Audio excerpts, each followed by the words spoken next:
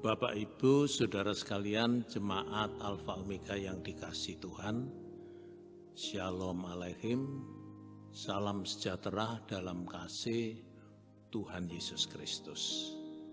Hari ini kita kembali datang kepada Tuhan dan menyediakan hati untuk menyambut firman-Nya. Karena itu mari kita mulai dengan berdoa. Bapa kami yang di sorga, dalam nama Tuhan Yesus Kristus, kami mengucap syukur untuk hari ini.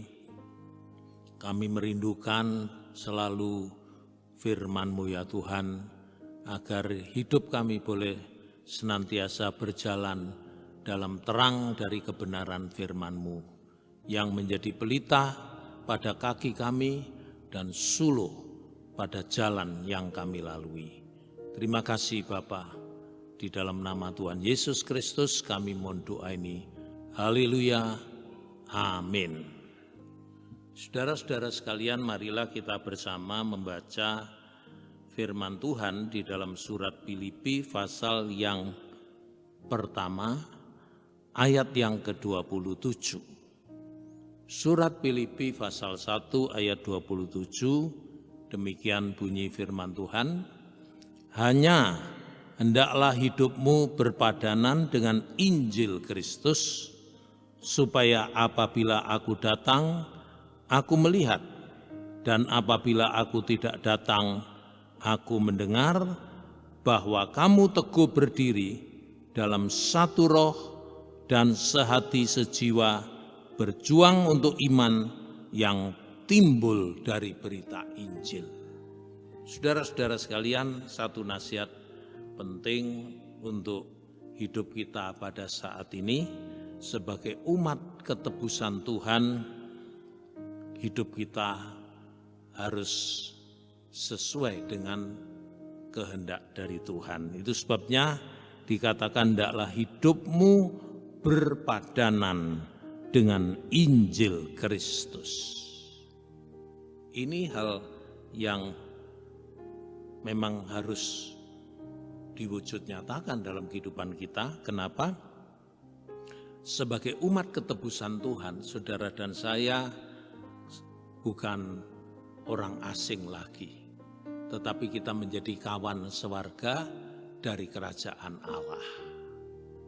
Maka seharusnya hidup ini berpadanan dengan Injil, dengan firman Kristus yang menjadi aturan hukum yang berlaku buat umat percaya di dalam Kristus.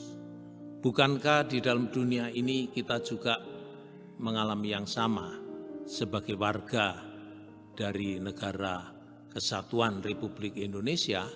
Kita harus hidup sesuai dengan konstitusi yang berlaku, undang-undang yang berlaku.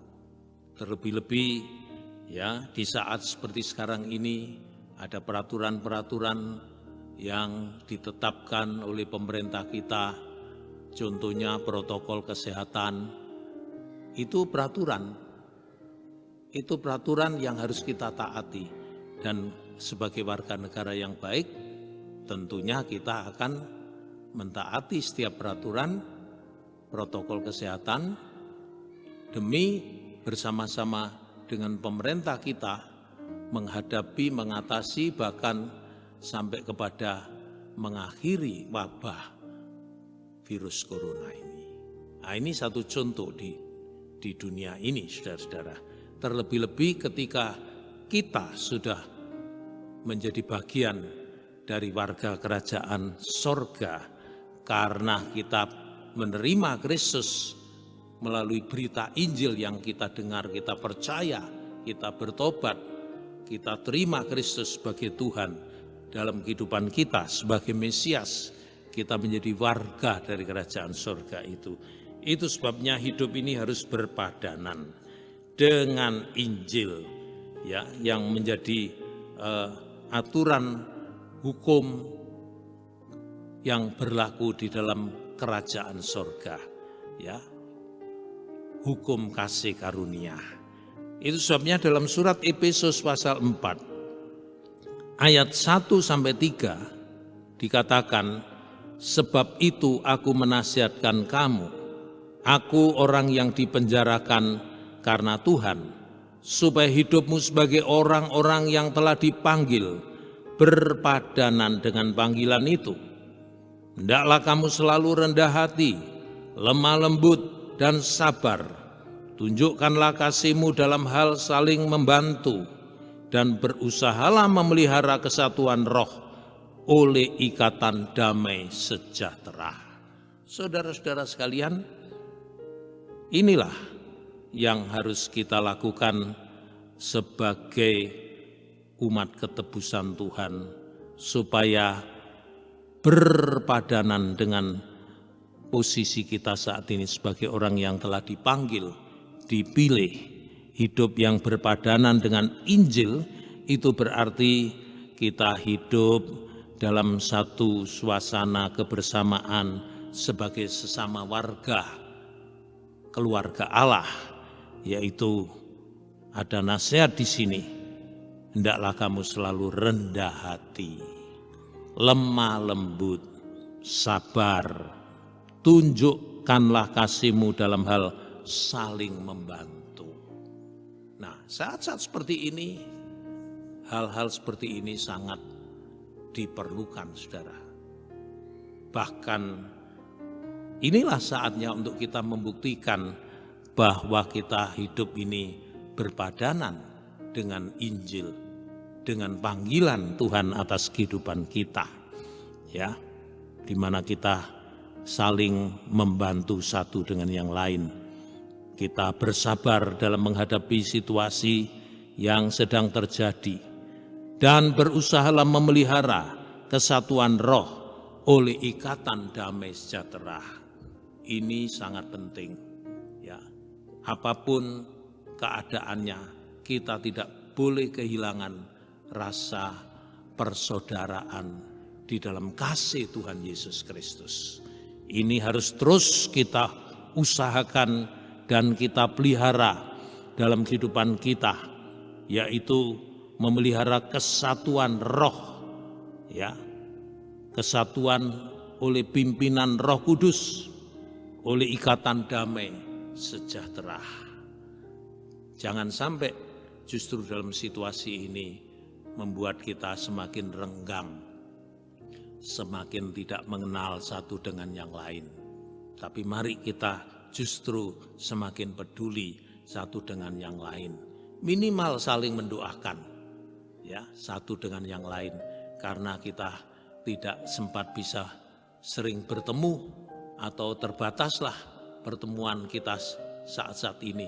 Maka mari kita bertemu di bawah kaki Tuhan, saling mendukung di dalam doa satu dengan yang lain. Saudara-saudara sekalian, hal itu akan membawa kita kepada yang menjadi kerinduan Rasul Paulus, yaitu hidup yang menjadi kesaksian, saudara-saudaraku. Itu sebabnya Rasul Paulus menyatakan, supaya apabila aku datang, aku melihat, dan apabila aku tidak datang, aku mendengar. Jadi saat itu pada jemaat Filipi, Rasul Paulus yang memang sedang dalam penjara, beliau katakan, kalau aku nanti diizinkan Tuhan datang, aku melihat hidupmu yang berpadanan dengan Injil itu. Dan walaupun aku tidak bisa datang karena kenyataannya memang sedang dalam penjara di kota Roma, aku mendengar, ya, ada kesaksian. Nah, ini bicara tentang hidup yang menjadi kesaksian. Di tengah-tengah situasi apapun, Kristen tidak boleh kehilangan jati dirinya, tidak boleh kehilangan panggilannya untuk menjadi saksi Kristus di tengah-tengah dunia yang semakin gelap ini. Kita tidak boleh kehilangan terang itu. Seperti yang Tuhan firmankan, kamu terang dunia. Ya, dengan kita melakukan hal-hal yang sesuai kehendak Allah, maka itu akan menjadi kesaksian yang pada gilirannya akan memuliakan Tuhan. Saudara-saudara sekalian, berikutnya kita diingatkan untuk tetap berjuang. Ya, untuk tetap berjuang. Karena perjuangan rohani ini, perjuangan iman ini tidak lain supaya kita tetap kokoh, teguh dalam keyakinan iman kita. Ya, dalam satu roh dan sehati, sejiwa berjuang untuk iman yang timbul dari berita Injil. Ya, iman yang timbul dari berita Injil ini kita perjuangkan, dan perjuangan ini akan membuat kita akan tetap teguh, kokoh iman kita. Nah, ini yang dikehendaki Tuhan. Jangan sampai kita kehilangan semangat perjuangan kita. Nanti iman kita pelan-pelan, pengharapan kita, kasih kita pelan-pelan akan luntur, saudara-saudara. Itu sebabnya Yudas dalam suratnya di ayat yang ketiga ya menyatakan begini, saudara. Yudas ini cuma satu pasal. Ayat 3 dikatakan, saudara-saudaraku yang kekasih, sementara aku bersungguh-sungguh berusaha menulis kepada kamu tentang keselamatan kita bersama, aku merasa terdorong untuk menulis ini kepada kamu dan menasihati kamu supaya kamu tetap berjuang untuk mempertahankan iman yang telah disampaikan kepada orang-orang kudus. Iman harus terus menjadi bagian dari perjuangan hidup kita.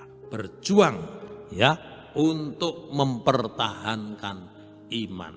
Kokoh teguh kuatnya iman kita adalah kalau kita tetap dalam semangat perjuangan sebagai umat pengikut Kristus, saudara-saudara. Kita tidak boleh lengah, kita tidak boleh kendor, kita tidak boleh ya bermalas-malesan. Kristen itu perjuangan. Ya. Justru di tengah-tengah situasi apapun, kita harus tetap bersemangat untuk berjuang. Ya, berjuang sehingga akan menghasilkan satu kekuatan spiritual dalam kehidupan kita, akan menyebabkan kita tetap kokoh teguh kuat di dalam Tuhan. Sebagaimana ayat dalam 1 Korintus 16 ayat yang ke-13 dikatakan, berjaga-jagalah, berdirilah dengan teguh dalam iman, bersikaplah sebagai laki-laki dan tetap kuat. Nah, kalau kita mau tetap kuat, bersikap sebagai laki-laki, ya dalam arti kuat, ya tetap perkasa secara rohani maksudnya, terutama ya teguh di dalam iman, maka tidak bisa lain kita harus tetap berjuang, tetap punya semangat untuk berjuang sebagai umat milik Tuhan. Ya. Dan jangan takut, Tuhan Yesus sendiri sudah tahu apa yang akan kita hadapi, apa yang kita alami atau yang akan kita alami di dalam dunia ini, saudara-saudaraku. Itu sebabnya beliau sudah menasihatkan dan mengingatkan kepada kita dalam Injil Yohanes pasal yang ke-16 ayat terakhir, yaitu ayat yang ke-33, dikatakan, semuanya itu kukatakan kepadamu supaya kamu beroleh damai sejahtera dalam aku. Dalam dunia kamu menderita penganiayaan, tetapi kuatkanlah hatimu, aku telah mengalahkan dunia. Dalam dunia kamu akan menderita penganiayaan. Artinya sebagai risiko pengikut Kristus memang kita menghadapi banyak tantangan-tantangan, bahkan dalam bentuk penderitaan sekalipun, karena memang itu juga karunia dari Tuhan. kepada kamu dikaruniakan bukan cuma percaya, tetapi menderita untuk Kristus. Itu karunia, saudara-saudaraku. Ya. Kita menderita bukan karena kita ingin selamat, tidak. Itu tidak ada urusan. Keselamatan itu anugerah. Kita rela menderita bukan karena kita ingin kemuliaan, mahkota, juga tidak. Penderitaan karena Kristus itu semata-mata memberi kesempatan kepada kita untuk berjuang bersama Kristus. Itu anugerah, saudara-saudaraku. Tapi Tuhan sudah menjamin, kuatkanlah ya hatimu. Aku telah mengalahkan dunia. Ini artinya apa? Kalau kita berjuang, ada jaminan dari Tuhan bahwa kita akan keluar sebagai pemenang, saudara-saudara. Puji Tuhan. Itu sebabnya mari ya kita terus berjuang. Apapun situasi dan keadaannya, berjuang terus, maju terus, pantang mundur sesuai firman Tuhan. Mari kita berdoa. Terima kasih Bapa buat firman Tuhan hari ini. Kami bersyukur firman-Mu terus mengingatkan kami untuk hidup kami berpadanan dengan panggilan, dengan Injil kasih karunia Allah ini. Untuk hidup kami boleh terus memancarkan terang kesaksian di tengah-tengah kegelapan. Dan untuk hidup kami boleh terus berjuang agar kami boleh tetap kokoh, teguh, kuat dalam iman, pengharapan dan kasih kami kepadamu ya Tuhan. Terima kasih Bapa, berkati kami semua dengan firman-Mu ini. Di dalam nama Tuhan Yesus Kristus, kami mohon doa ini, saudara angkat tangan dan tadakan ke atas. Terimalah rahmat, berkat, anugerah dari Allah Bapa, cinta kasih, pengorbanan Kristus Sang Putra, persekutuan, kekuatan, penghiburan oleh Roh Kudus beserta kita, mulai saat ini sampai Maranatha. Kristus datang sebagai Raja di atas segala raja, sebagai mempelai pria dari surga, menyambut gerejanya. Di dalam berkat nama Tuhan Yesus Kristus, semua saudara katakan, amin. Puji Tuhan.